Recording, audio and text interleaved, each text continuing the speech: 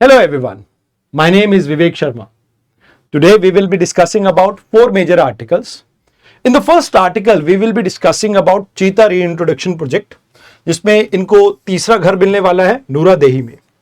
Then we gonna talk about coexistence model for the tiger conservation. तो ये हमारा second article रहने वाला है.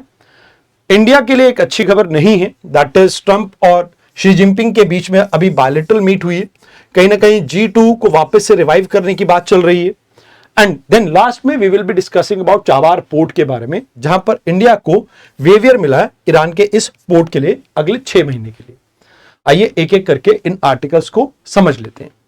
देखिए, पहले आर्टिकल में हम अगर बात करें तो 1952 तक इंडिया के अंदर चीता देखने को मिलते थे, बट हुआ ये कि बाद में चीता एक्सटिंक्ट हो गए इंडिया से. अब एशियाटिक चीता सिर्फ ईरान में मिलते हैं. अब हुआ ये कि गवर्नमेंट ने वापस से चीता को री इंट्रोड्यूस करने के लिए 2022 में एक प्रोग्राम स्टार्ट किया. एंड इस कड़ी में सबसे पहले हमने कूनो नेशनल पार्क में चीता को इंट्रोड्यूस किया.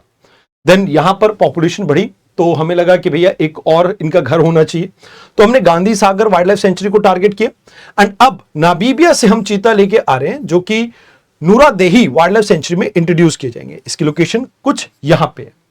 अब ये वाइल्ड लाइफ सेंचुरी है जो कि ड्राई डेसिडुअस फॉरेस्ट के लिए जानी जाती है. यहां पर वुल्फ, चिंकारा, ब्लैक बक और स्लॉथ बियर जैसी कई जानवर आपको देखने को मिल जाते हैं. 1975 में इसे आपने वाइल्ड लाइफ सेंचुरी बनाया था. अब यहां पे चीता की बात करें तो देखो, पहला बैच जो 2022 में आया था उसे कूनो में रखा गया था. बाद में अफ्रीका से हमने कुछ चीता लेके आए थे 2023 में. अब ऑब्जेक्टिव इसमें यह है कि देखो, चीता टॉप प्रेडेटर है आपके ग्रासलैंड का, तो ग्रासलैंड इकोसिस्टम को वापस से रिस्टोर करने के लिए टॉप प्रेडेटर को वापस इंट्रोड्यूस किया जा रहा है. देन यहां पर अगर चीता कंजर्वेशन की बात की जाए तो इसके लिए हमने ये सोचा है कि भैया इससे ग्रासलैंड इकोसिस्टम की लॉन्ग टर्म सस्टेनेबिलिटी को हम प्रमोट कर पाएंगे. देन यहां पर इस मूव का एक बेनिफिट ये भी होगा कि प्रेशर जो कूनो नेशनल पार्क पे आपको देखने को मिल रहा है वो भी कम होगा. बायोडाइवर्सिटी आप कंजर्व कर पाएंगे, जिससे इको टूरिज्म भी बूस्ट होगा. एंड मोर ओवर हम रीवाइल्डिंग करने की कोशिश कर रहे हैं यहां पे जो एक्सटिंक्ट है आपके जानवर उनको. देन एक बात ये भी आ जाती है कि इसके साथ साथ हमने इंदिरा सागर डैम में यहां पे 6 क्रोकोडाइल को भी इंट्रोड्यूस किया था, जो कि वन विहार नेशनल पार्क से हम लेके आए थे. तो ये भी एक इंपॉर्टेंट न्यूज थी जो आपको पता होनी चाहिए. अब बात करते हैं आज के सेकेंड आर्टिकल की.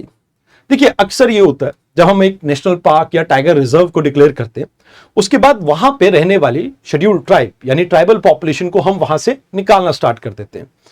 अब इसमें एक प्रॉब्लम आती है कि भाई हम कंजर्वेशन के ऊपर फोकस करें या यहां पे फॉरेस्ट राइट इनको हम इंश्योर करें.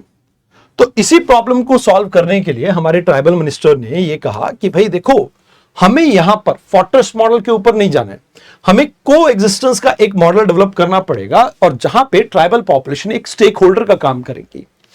एंड यहां पे हमें कहीं ना कहीं जो फॉरेस्ट राइट एक्ट के अंडर इन्हें लीगल राइट्स मिले हुए हैं, जैसे जमीन के राइट्स, फॉरेस्ट के माइनर प्रोडक्ट को यूज करने के राइट्स या इनको कंपनसेट करने के राइट्स, हम उनको इंश्योर करते करते यहां पर यह भी इंश्योर करें कि किसी भी चांस में schedule caste and schedule tribe prevention of atrocity act इसका वायलेशन ना करें.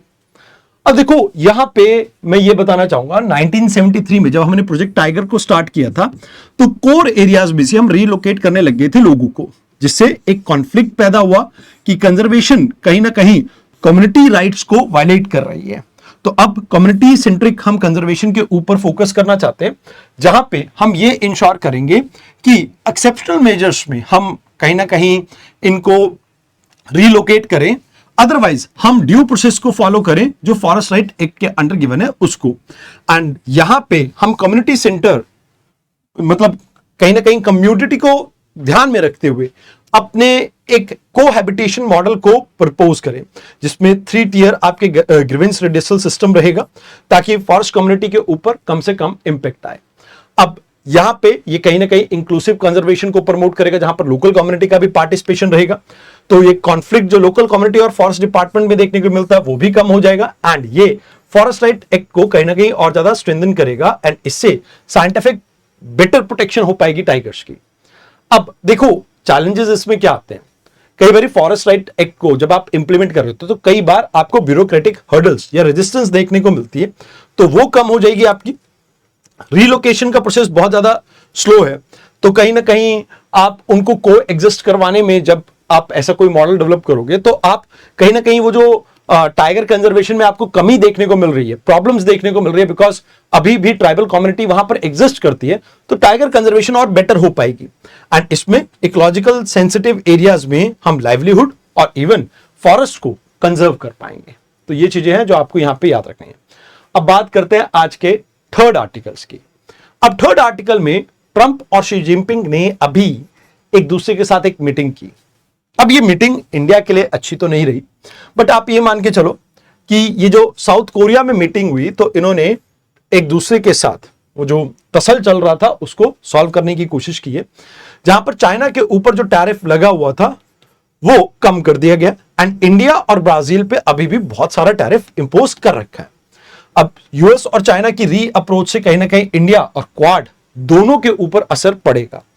अब देखो, इसका अगर हम बात करें G+2 का जो कॉन्सेप्ट दिया गया था वो 2009 में बराक ओबामा ने दिया था, एंड इसमें चाइना के उस समय के प्रेसिडेंट जो हुआ करते थे हु जिनतो, ये इनके साथ थे। अब इन्होंने कहा था कि भाई देखो, हम कहीं ना कहीं मिलके इस वर्ल्ड को एक बेटर प्लेस बना सकते हैं और एक ज्वाइंट आप कह सकते हो ज्वाइंटली हम एड्रेस कर पाएंगे climate change, nuclear proliferation and global trade जैसे कई इश्यूज को। तो आने वाले समय में आपको ये देखने को मिला, मतलब पिछले कुछ सालों में, कि ट्रेड वॉर, ताइवान इशू और इंडिया पैसिफिक में मिलिटराइजेशन की वजह से चाइना और यूएस के बीच में कंपटीशन इंक्रीज हुआ। एंड अभी अगर आप बात करें तो एक नया अध्याय इसमें जुड़ने वाला है। तो पहली बात तो ये आ जाती है कि चाइना और यूएस के रिलेशन बहुत समय से ये ऑसिलेट कर रहे हैं, कहीं ना कहीं आपस में कभी कभी स्ट्रैटेजिक कंपटीशन देखते हैं एक दूसरे को, कई बार इकोनॉमिक इंटरडिपेंडेंस का हवाला देते हैं, क्योंकि टेक्नोलॉजी यूएस से आती है, प्रोडक्शन चाइना में होती है, तो इस वजह से चाइना से दूर भी नहीं रह सकता है यूएस। तो कहा जाता है कि भाई इससे कहीं ना कहीं ये दोनों मिलके ग्लोबल रिस्पॉन्सिबिलिटी को शोल्डर करेंगे, चाइना एंड यूएस, एंड ये एक फैंटास्टिक रिलेशन है, ऐसा ट्रंप ने कहा। एंड कहीं ना कहीं ये कह सकते हो कि सालों पुरानी जो दुश्मनी आपस में चल रही थी वो माउ डाउन हो रही है, थोड़ी कम होने वाली है। अब इससे जो G2 ग्रुप आपका बनेगा तो ये कहीं ना कहीं ग्लोबल अफेयर को ज्वाइंटली मैनेज करेगा, एक बाइपोलर ऑर्डर बनेगा। इससे मिडिल पावर्स जैसे इंडिया और बाकी और कंट्रीज जो बीच में थी उनके ऊपर एक नेगेटिव असर पड़ सकता है। तो यहां पर यह कहा जा रहा है कि भैया इंडिया अभी भी टैरिफ बहुत ज्यादा लगा हुआ है, इंडिया, यूएस, जापान, ऑस्ट्रेलिया जो क्वाड ग्रुप के मेंबर थे, वो क्वाड का एग्जिस्टेंस रहेगा कि नहीं वो पता नहीं। इंडिया अभी भी कोशिश कर रहा है कि रीशेप करे इंडो पैसिफिक की अपनी स्ट्रैटेजी को, बट कहीं ना कहीं इंडिया की लिवरेज डिक्लाइन करेगी। मिनिस्ट्री ऑफ एक्सटर्नल अफेयर ने कहा कि हम इस डेवलपमेंट को देख रहे हैं, अभी कोई कमेंट नहीं करना चाहेंगे, बट देखते हैं इंडो पैसिफिक में हम लाइक माइंडेड कंट्रीज के साथ अपना जो इंडेवर है उसको फर्दर आगे कंटिन्यू करेंगे। अब बात करते हैं चाबार पोर्ट की, इंडिया के लिए स्ट्रैटेजिकली बहुत इंपॉर्टेंट है। चाबार पोर्ट पे हमें अभी यूएस की तरफ से 6 महीने का वेवियर मिला है। अब देखो, अफगानिस्तान में जो हम सप्लाईज प्रोवाइड करते हैं उसके लिए काफी इंपॉर्टेंट है पोर्ट, जो कि इंडिया और यूएस के ईरान के बीच में एक एग्रीमेंट साइन हुआ था 2005 में, उसके बाद से इंडिया ने डेवलप और ऑपरेट किया। तो अफगानिस्तान और सेंट्रल एशिया को आपको कनेक्ट करना है तो इंडिया को पाकिस्तान होकर जाने की जरूरत नहीं है, ईरान के थ्रू हम मूव कर सकते हैं। तो 2018 में ट्रंप एडमिनिस्ट्रेशन ने हमें वेवियर दिया था, अब एक बार फिर से 6 महीने का वेवियर मिला। हमारे लिए international north south transport corridor है, इसको एक्सेस करने के लिए रशिया और सेंट्रल एशिया से कनेक्ट करने के लिए बहुत ज्यादा जरूरी है। एंड कहीं ना कहीं ये पाकिस्तान और चाइना के द्वारा बिल्ड किया गया ग्वादर पोर्ट का एक ऑल्टरनेटिव भी है, जिसकी वजह से हम इनके ऊपर नजर रख सकते हैं। अब यूएस अपने काटसा एक्ट और काउंटर पॉलिफरेशन एक्ट के अंडर इसके ऊपर सैंक्शंस लगाने की कोशिश करता रहता है। अब बात यह आ जाती है कि भाई ईरान कहीं ना कहीं यूएस इसे अपना एडवर्सरी मानता है और इसको काउंटर करने के लिए कि भी ईरान के साथ कोई भी डील करेगा हम उसके ऊपर सैंक्शन लगा देंगे, तो उसके लिए ये इन एक्ट्स का यूज करता है। अब बात आ जाती है कि भाई इससे हम वीट, मेडिसिन और एसेंशियल सप्लाई को अफगानिस्तान में इंश्योर कर पाएंगे, रीजनल स्टेबिलिटी को प्रमोट कर पाएंगे एंड अपनी कनेक्टिविटी को इंश्योर कर पाएंगे। अब बात यह आ जाती है कि भी यूरेशिया से कनेक्टिविटी के लिए काफी अच्छा है हमारे लिए। इंडिया ईरान कॉपरेशन को बूस्ट करेगा, इंडिया की सॉफ्ट पावर अफगानिस्तान में कहीं ना कहीं ये बूस्ट करेगा एंड यूएस और ईरान के रिलेशन को स्ट्रैटेजिकली हम कैसे बैलेंस कर पा रहे हैं, ये इसका भी एक नमूना है। अब बात यह है कि कुछ जगह पर अच्छी खबर है, कुछ जगह पे बुरी खबर है, बट यस ओवरऑल अगर हम देखें, अगर चाइना और यूएस एक दूसरे के करीब आता है तो कहीं ना कहीं हमें एक वापस से रिकोर्स लेना पड़ेगा अपनी फॉरेन पॉलिसी में। तो देखने वाली बात रहेगी कि इंडिया का क्या इसमें रिप्लाई रहता है, बट फिलहाल के लिए आज के लिए इतना ही। अब मंडे मिलेंगे एक नई डिस्कशन के साथ। धन्यवाद।